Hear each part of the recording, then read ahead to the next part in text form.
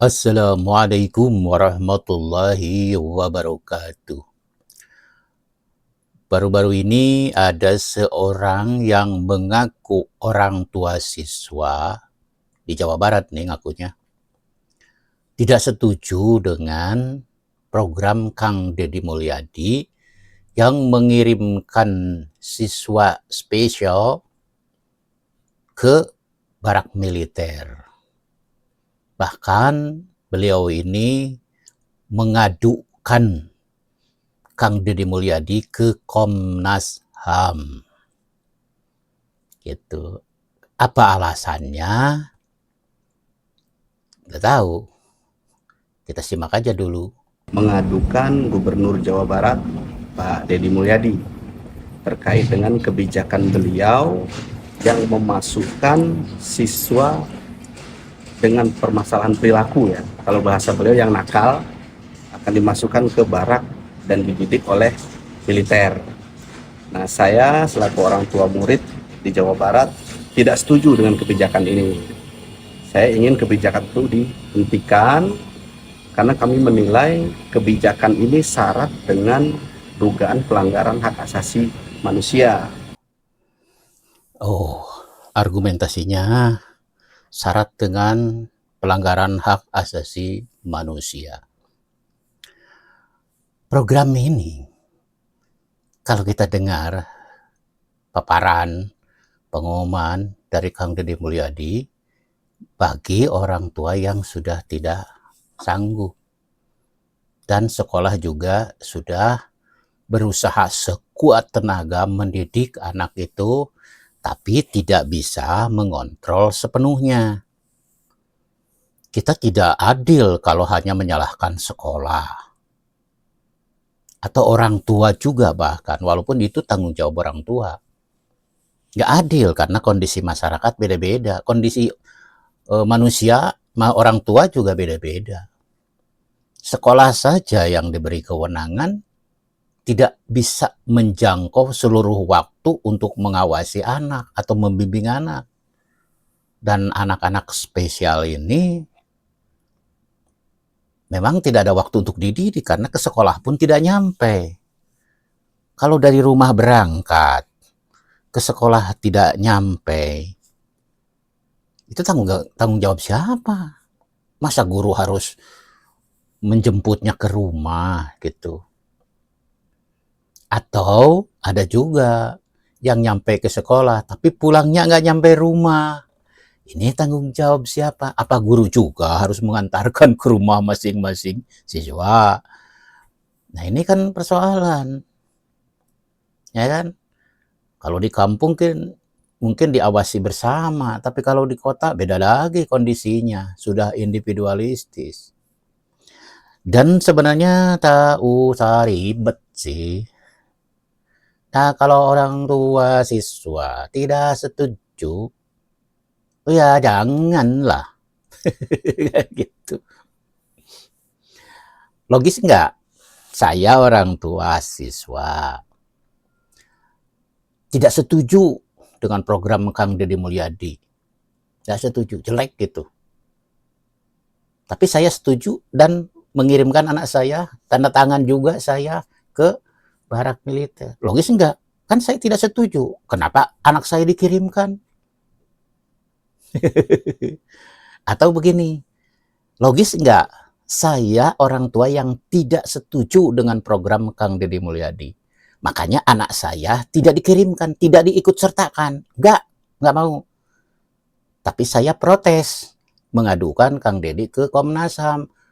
Logis tuh ya? Logis enggak? Kan anak saya enggak. Saya juga enggak ngikut. Enggak dimasukkan ke barak. Kenapa jadi saya protes? Logis enggak? Jadi liar saya kalau begitu. Liar bener. Asa logika nepi gitu kan. Ting bodoh. Saya orang tua siswa. Terus saya tidak setuju program ini. Tapi anak saya dikirimkan juga oleh saya setuju. Oh, kok setuju? Tapi setuju kan liur. Itu yang pertama kemungkinannya. Tidak logis. Kemungkinan kedua, kan saya tidak tahu yang protes ini anaknya di mana. Saya tidak setuju dengan programnya Kang Deddy. Makanya anak saya tidak diikut sertakan. Nggak boleh, kata saya. Nggak boleh. Itu pelanggaran hak. Maka anak saya tidak dikirim. Tapi saya protes ke Komnas HAM. Protes atas nama siapa ya? Kan anak saya juga tidak dimasukkan. Aing liur. Bener. Ya aing nu bodoh ya meliur teh. Nah, sama mungkin yang lain juga pusing. Oke, gak apa-apa kan beda pendapat. Nah, yang pertama alasannya adalah karena saya melihat bahwa Deddy Mulyadi ini nggak ngerti atau nggak paham dengan falsafah pendidikan. Tah, dengerin. Kang Deddy mah nggak hafal falsafah pendidikan itu. Makanya kita harus belajar dari orang-orang pinter. Pendidikan itu kan tujuannya adalah memanusiakan manusia. Memanusiakan manusia. Itu. Pendidikan itu hakikatnya. Yang seperti apa memanusiakan manusia? Jangan dipaksa. Paksa bangun pagi, paksa berseragam, paksa belajar. Nggak boleh, melanggar hak manusia itu. Artinya anak didik itu bukan tanah liat atau benda yang harus dibentuk, tapi anak didik itu adalah subjek atau manusia yang harus dibimbing atau ditumbuhkan potensi tumbuh kembang serta bakatnya. Tuh, nggak boleh dibentuk. Tapi anehnya atas nama orang tua siswa. Orang tua siswa berarti disekolahkan. Kalau disekolahkan, dibentuk. Dibentuk karakternya gitu kan. Namanya disekolahkan mah dibentuk karakter, kedisiplinan, pendidikan, latihan otak gitu kan. Kerapihan, dibentuk itu. Memanusiakan manusia itu istilah yang sangat indah kedengarannya. Saya beri contoh, mana yang lebih memanusiakan manusia? Manusia modern dengan pendidikan formalnya atau orang Baduy? Orang Baduy tidak pernah memaksa anaknya. Sekolah pun tidak boleh. Membaca juga tidak bisa anak-anaknya, tapi bertahan hidup bisa. Dan tidak dipaksa. Biarkan anak itu berkembang secara natural. Bapaknya ke sawah, anaknya ikut. Nurutan, ngikutin apa yang dilakukan bapaknya. Nggak pernah, harus begini, metodenya begini. Nggak bisa, nggak ada. Nah, itu memanusiakan manusia. Kalau mau jujur, berkata tentang melanggar hak. Tidak ada dilanggar haknya oleh orang Baduy terhadap anaknya. Terserah anaknya. Mengembangkan bakatnya sendiri secara alamiah. Karena kalau disekolahkan, ya kan, saya mengaku anak orang tua siswa. Berarti saya menyekolahkan anak. Apakah itu tidak melanggar hak? Melanggar dong. Kenapa? Bayangkan aja. Anak dipaksa untuk pakaian seragam. Padahal karakter anak itu beda-beda. Kalau hak yang diperjuangkan, biarkan beda-beda pakaiannya. Sesuai dengan ekspresi jiwanya. Tapi tujuannya apa? Disiplin, masuk jam 7, pulang siang. Itu kan diseragamkan. Itu bukan memanusiakan manusia, tapi membudayakan. Manusia menjadi makhluk budaya, dipaksa. Di mana budaya yang ditanamkan adalah budaya yang dinilai oleh masyarakat budaya yang baik. Jadi itu pemaksaan, nggak bisa. Itu bukan pemaksaan. Disekolahkan itu dipaksa. Kalau kita selalu berdebat soal hak asasi, maka celakalah kita kalau pengertiannya jadi salah. Contohnya sekali lagi sering saya ceritakan di beberapa video sebelumnya. Karena hak asasi, anak dididik oleh guru dengan kewenangannya yang diberikan oleh negara kepada guru, kemudian anaknya dicukur rambutnya, gurunya masuk penjara. Karena pengertian haknya sangat keliru. Anak dibentak, lapor ke penegak hukum, gurunya di sidang masuk penjara. Jadi yang dimauin yang mana ya? Liar aing mah. Nah, kita teruskan lagi apa seterusnya. bukan dibentuk. Nah, permasalahan kenakalan sebetulnya, kenakalan remaja itu menurut kami ya, orang tua siswa ini, kenakalan siswa itu karena mereka tidak didengar. Coba kalau didengar, mau motor, beri. Mau handphone, bro, beri. Mau main game online, boleh diberi aja. Karena kita mendengar keinginannya. Jangan diubah, karena itu dibentuk. Nah, jangan main game online terus, nanti kecanduan. Kau tidak mau belajar, mau bekerja. Nah, itu kan dipaksa dibentuk menjadi manusia yang tanggung jawab. Kemauan mereka, permasalahan mereka tidak didengar, dan itu tugas dari guru dan orang tua. Tugas guru dan orang tua, salah lagi guru dan orang tua. Emang orang tua sama nasibnya. Tidak ada satupun orang tua yang menginginkan anaknya gagal, tidak sukses. Ada. Ingin manusianya, anaknya itu menjadi manusia yang sukses, berhasil. Tapi kan kemampuan orang tua tidak sama. Kita tidak boleh tidak adil memperlakukan manusia lain. Takdir manusia, kesempatan manusia beda. Ada yang kesempatan mencicipi pendidikan. Ada yang nasibnya bagus karena orang tuanya mampu mendidiknya. Tapi ada juga orang tua yang dulunya hidup dalam kesusahan sehingga mereka tidak mengenyam pendidikan, tidak mengerti tentang bagaimana mengurus anak, tidak diajarkan tentang tanggung jawab. Tanggung jawab siapa kalau sudah begitu? Dititipkanlah ke sekolah untuk membentuk karakter. Jadi jangan dikatakan anak tidak boleh dibentuk. Emang tujuan kita itu apa? Kan membentuk anak berkarakter. Tujuannya kan begitu, supaya berhasil menjadi manusia seperti yang lain. Bukan manusia secara natural tidak punya kemampuan apa-apa, tapi kita menanamkan budaya. Dipaksa. Bukan tidak dipaksa, dipaksa. Anak kita itu dipaksa, makanya disekolahkan, itu dipaksa. Bohong kalau tidak dipaksa. Ya kan? Dipaksa untuk belajar. Didisiplinkan, gitu. Itu juga dipaksa. Itu. Jadi anak kita ini sebenarnya bukan tanggung jawab orang tua dan guru saja. Kenakalan itu kenapa harus dibebankan kepada orang tua dan guru? Guru juga terbatas waktunya. Hanya jam 7 sampai siang. Jam 1 atau jam 2. Terus bangun pagi tanggung jawab siapa? Orang tua. Oke. Tapi anak itu waktu pergi tidak sampai ke sekolah. Siapa yang ngurus? Apakah orang tuanya harus ngantar anaknya ke sekolah tiap hari walaupun sudah tingkat SMA?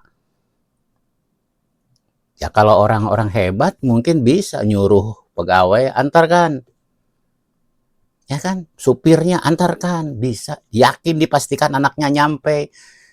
Kalau anak miskin atau orang miskin siapa yang harus pergi sementara orang tuanya harus kerja? Kalau tidak kerja dipotong gaji atau tidak mendapatkan penghasilan. Terus saja diantar anaknya. Dan anaknya tidak pernah dewasa-dewasa. Atau mungkin juga gurunya harus menjemput. Kan lucu. Berapa banyak murid harus dijemput supaya nyampe ke sekolah. Kan kalau udah di jalan nggak tahu kemana. Nah, orang-orang hebat itu harus mikirkan ke sana. Terus pulang sekolah bisa saja. Anak itu ada juga yang nyampe sekolah, tapi pulang sekolah nggak nyampe rumah. Siapa lagi yang tanggung jawab? Guru ngikuti anaknya, diyakinkan, dipastikan sampai ke rumahnya masing-masing. Waduh. Itu tanggung jawab siapa? Akan kembali ke negara. Tapi kan negara siapa yang mengawasi? Polisi. Harus mengawasi setiap anak. Jangan sampai pulang sekolah kemana-mana nanti melanggar HAM lagi. Ini polisi membentak-bentak anak saya karena tidak pulang. Aduh, karena polisi dianggapnya aparat juga. melanggar HAM lagi. Jadi gimana? Nah, makanya ada yang kurang sih Bapak ini. Bukan hanya orang tua dan sekolah, tapi juga masyarakat. Masyarakat, Pak, ada satu lagi yang perlu mengontrol. Cuma masyarakat pun berbeda. Orang tua nasibnya beda, nasibnya sekolah pun pendekatannya beda, kemudian masyarakat pun beda. Kalau di kampung, Pak, ini orang kampung, bodoh, anak tetangga dimarahi sama tetangganya, ada seperti anak saya lah, anak saya nakal, tetangga saya memarahinya. Apa saya memarahi tetangga? Enggak, enggak. Itu di kampung begitu. Kalau anak saya dijewer, sini, nakal kamu, jangan memalukan orang tua, dan seterusnya. Jadi berterima kasih kepada tetangga yang sudah mendidik anak saya. Itu di kampung. Nah, bagaimana kalau di kota? Jangan coba-coba. Bisa panjang urusan. Iya kan, anak tetangga dijewer atau dimarahi. Kamu kan. Nanti tetangganya yang kebetulan hebat, berkuasa, dan sebagainya. Tetangga kurang ajar. Dikiranya anak saya ini apa dimarahi seenaknya aja. Gitu kan. Bisa panjang itu masalah. Karena memang sudah individualis. Jangankan tetangga. Sekali lagi, gurunya saja yang sudah diberi kewenangan aturan oleh negara untuk mengajar dan membimbing anak-anak didiknya bisa masuk penjara gara-gara mendisiplinkan anak didiknya. Kenapa? Karena orang tua merasa berkuasa. Siapa gurunya? Anak saya dicukur, dipaksa. Biarkan itu hak anak saya. Dilaporkan, masuk penjara tuh gurunya. Karena berhadapan dengan orang tua siswa yang luar biasa kekuasaannya. Ada lagi, enak saja, mana gurunya? Membentak-bentak anak saya. Tapi pas sudah diberi peringatan sampai 3 kali. Iya, itu kan kamu jangan membentak anak saya. Tapi kan Pak, saya tidak memukul, tidak apa-apa. Tapi psikologinya tertekan. Kamu sudah melanggar hak anak saya. Saya laporkan ke pihak yang berwenang. Masuk lagi gurunya ke penjara. Gara-gara anaknya dididik. Harusnya orang tua sadar, memasukkan ke sekolah itu sebenarnya gitu kan, ada hak yang boleh dilanggar selama hak itu untuk kebaikan. Hak yang tidak melanggar sifatnya manusiawinya saja. Dipukul, disundut, dilukai, itu nggak boleh. Kalau cuma dibentak, justru pendidikan itu. Membentak di ruang BK, BP, nggak masalah. Jangan dipermalukan saja di depan orang banyak. Kadang-kadang itu juga efektif. Misalnya upacara, ada yang kesiangan, dijajarkan di depan gitu kan, barisannya dibedakan. Kan ada rasa malu. Apakah dengan rasa malu itu kemudian meninggal? Itu kan pembelajaran juga. Aduh, malu, sama besok nggak mau kesiangan lagi. Jadi baik kan?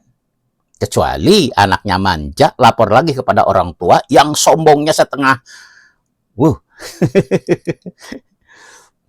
Ya jadi masalah. Aduh.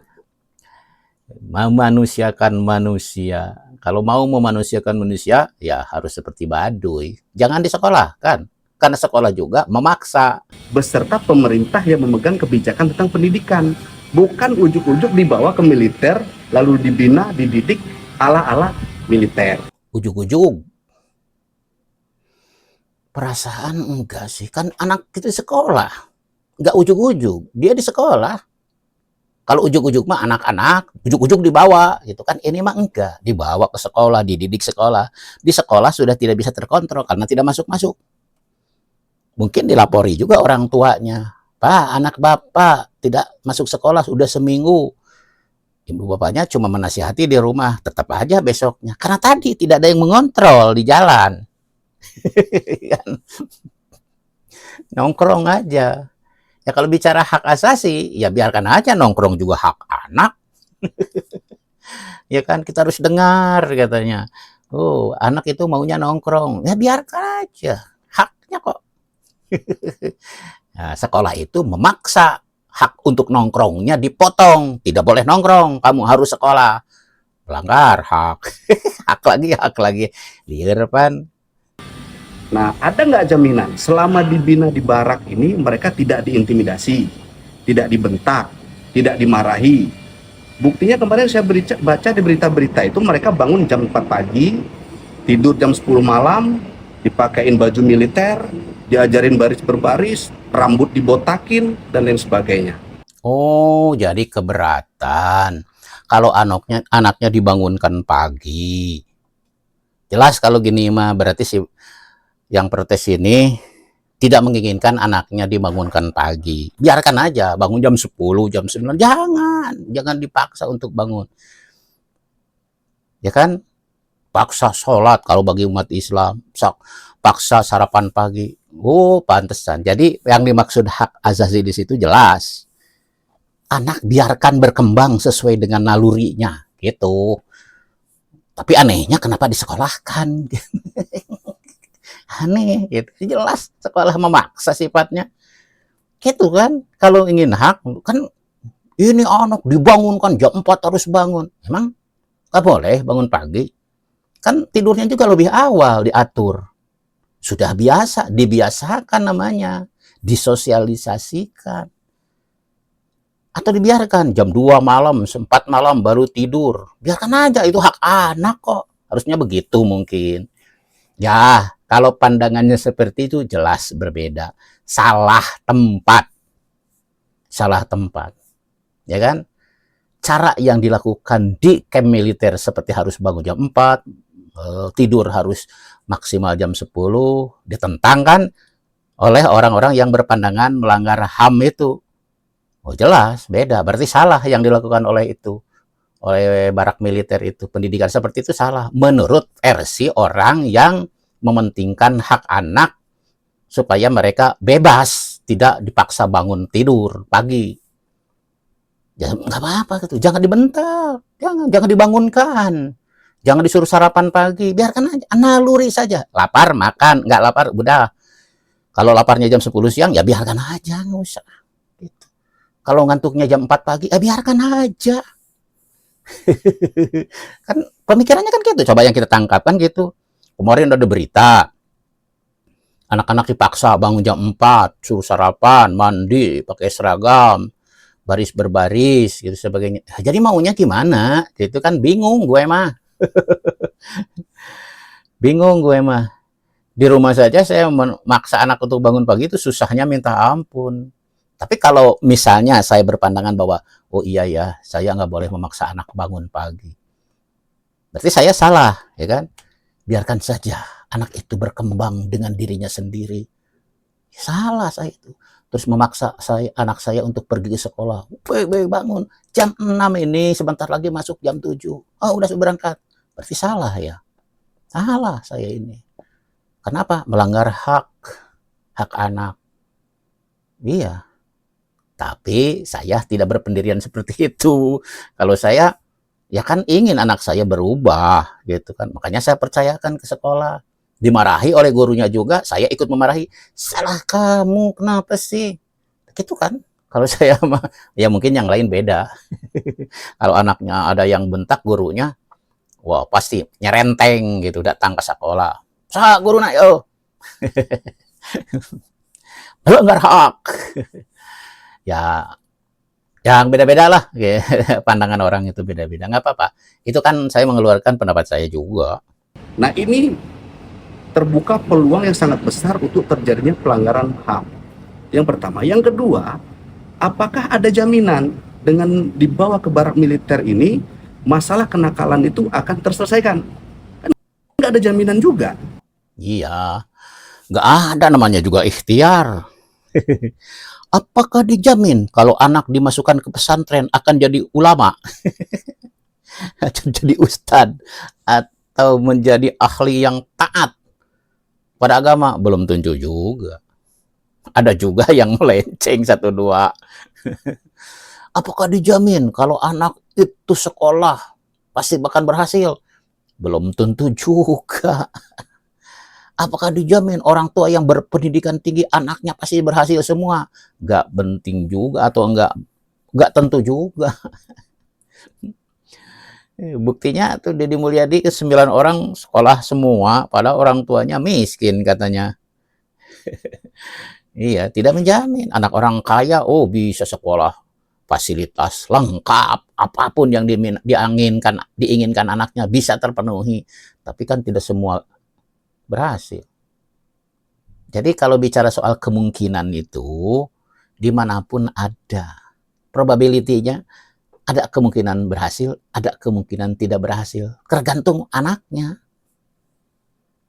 Tergantung anaknya. Kan namanya juga ikhtiar. Ya kan? Tapi kita tidak boleh menjudgment, menghukum bahwa itu pasti gagal. Karena apa? Di sisi lain ada alternatif pasti sukses. Ya kan? Alternatifnya gitu. Pasti gagal, pasti sukses. Artinya kalau dirangkum dua-duanya, kemungkinan sukses, kemungkinan gagal. Dimanapun ada kemungkinan itu. Dan yakin tidak semuanya gagal dan tidak semuanya sukses. Itu biasa kehidupan manusia. Di alam ini begitu. Probability-nya kan begitu. Kembali lagi ke diri pribadi masing-masing. Kalau anaknya mau dididik, ya nerap dong. Karena dibiasakan.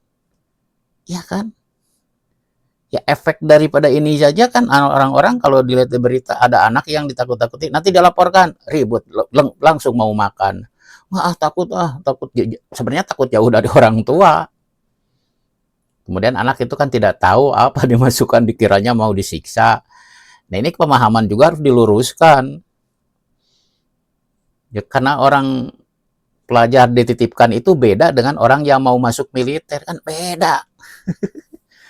Saya melamar jadi tentara, ya beda latihannya juga karena saya mau jadi tentara. Tapi kalau saya dititipkan, beda lagi.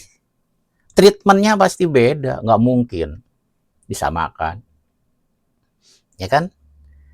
Saya dititipi sesuatu oleh orang lain, kan perlakuannya beda dengan milik saya. Dititipi barang, akan diperlakukan, ini barang titipan. Perlakuannya beda, karena bukan milik saya. Nah ini juga TNI dititipi gitu kan, ya akan berbeda perlakuannya. Apalagi kalau masyarakatnya juga ikut berperan serta mengontrolnya, nggak bakalan sembarangan. Memang perlu diberi masukan, iya. Yang penting jangan menjudge. Itu bahwa itu salah. Tentara itu menakutkan, tentara itu pasti jahat, tentara itu pasti galak, pasti nyiksa. Nah itu kan aduh sudah menjudgment duluan gitu. Kalau kita tidak percaya mah ya dicek aja, beri masukan, Pak. Dididiknya jangan dibentak atau jangan disiksa secara berlebihan. Jangan melampaui batas kemanusiaan karena ini bukan calon tentara, ini baru pelajar. Apa disuruh olahraga boleh? Boleh. Atau kalau kurmanya salah, Pak, fisik saya ini punya kelemahan. Kalau dijijik, fisiknya jangan langsung full. Perlahan saja. Misalnya ada kebutuhan khusus. Ngomong aja di awal kan di interview. Anaknya ditanya, bapaknya juga ibunya ditanya kan waktu masuk.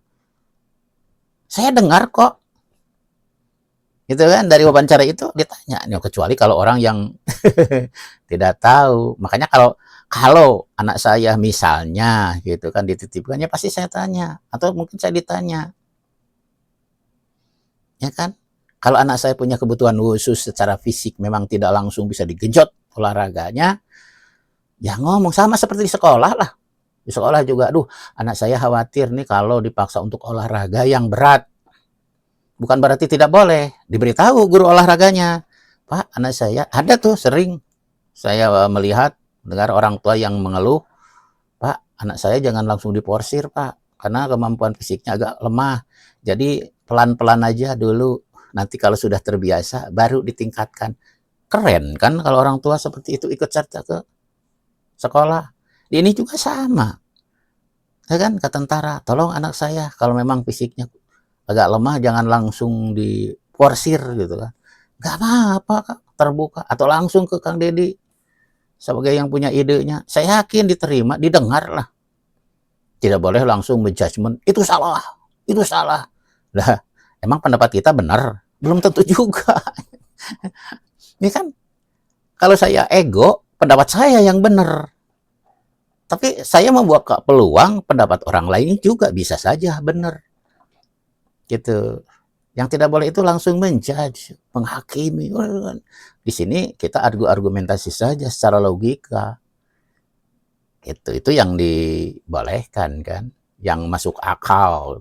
Apalagi kurikulum untuk pendidikan di militer itu tidak diuji, tidak terbukti ampuh atau tidak. Nah, kurikulum maupun metode pendidikan yang baik untuk anak terkait dengan permasalahan siswa dan lain sebagainya itu sudah lengkap diatur oleh Kementerian Pendidikan. Ya ini makanya melibatkan dinas pendidikan, Pak. Bukan militer sepenuhnya. Dilibatkan dinas pendidikan. Tahu aturannya. Ini hanya tempat saja. Dititipkan di barak militer. Bukan dididik militer. Dititipkan. Kenapa? Karena ada tempat lain. Mau di masjid. Yang memungkinkan ada penjagaan itu di situ. Emang perlu dijaga? Perlu. Kan kita membina akhlak itu 24 jam. Ya kan? Kalau dikembalikan ke rumah, sekali lagi siapa yang mengawasinya? Siapa yang menyuruh bangun? Ini masalahnya di sini kembali lagi. Karena yang protes ini tidak mau anaknya dibangunkan pagi-pagi. Maksud pendidikan ini biar terbiasa, tidak keluyuran. Kan waktu sorenya juga bersama orang lain. Di lingkungan ini, bukan di lingkungan jalanan. Kalau dia kembali ke jalanan, ya nanti bisa bahaya juga. Makanya dilatih dulu, dibiasakan dulu. Tinggal di tempat, sesuatu yang positif. Belum tentu berhasil, iya. Kita sepakat kok, tidak menutup kemungkinan. Tapi ini kan ikhtiar, siapa tahu 1-2 orang itu insaf. Ya kan, kalau tidak semuanya ada lah beberapa. Kan itu sudah mengurangi, Pak. Kalau tidak mampu menghilangkan, paling tidak mengurangi. Jangan membiarkan bertambah. Itulah tanggung jawab kita sebagai masyarakat. Kalau bisa mengurangi, kenapa tidak? Malah jangan membiarkan bertambah. Itu intinya. Syukur-syukur kalau berhasil semua, kemudian sadar semua, lenyap, hilang, tidak ada kenakalan lagi. Itu harapan kita bersama kan. Tapi paling tidak sekali lagi disadarkan. Sebagian saja sudah bagus, jangan dinilai jelek. Sebagian, mungkin ada anak yang sudah dididik ini malah kembali lagi karena lingkungannya tidak mendukung seperti di barak. Bisa saja. Tapi paling tidak sebagian terkendali. Takut nanti orang tuanya mengirimkannya lagi. Ada apa efeknya pasti. Jadi jangan terlalu idealis, harus semuanya berhasil. Karena kemungkinan itu namanya ikhtiar. Tergantung kondisi anaknya juga. Kondisi lingkungan nanti waktu kembali juga. Gitu kan. Jadi pertanyaannya, emang yang menjamin di mana? Kalau ada yang menjamin, ya sudah kesitukan aja. Kenapa sih susah? Ada apa yang menjamin? Bukan di TNI. Ya udah, jangan dititipkan di TNI. Titipkan aja di tempat lain yang dipercaya. Gampang kan?